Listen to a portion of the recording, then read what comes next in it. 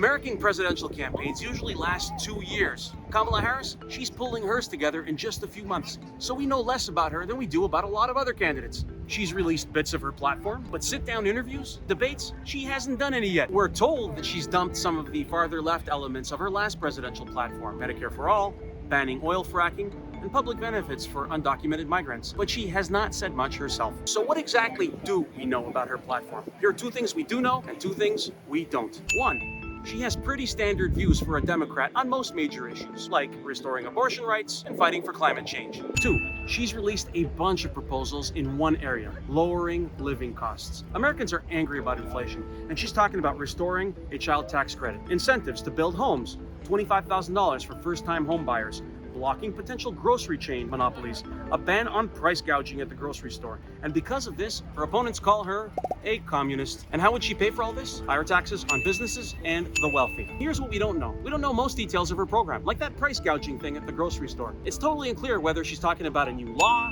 whether that law would pass Congress, or how it's different from laws that exist already in a number of states. Then there's Gaza. We're told from people who know her that she holds different views from Joe Biden, but there's not much proof of that, at least not yet. We could learn a whole lot more on September 10th, because that's the date she debates Donald Trump. Oh, and at that debate, she might be pressing Trump for some clarity of his own, because he's made a bunch of promises, like a 10% tax on goods from around the world. And when it comes to the details of that promise, Trump has been about as clear as mud.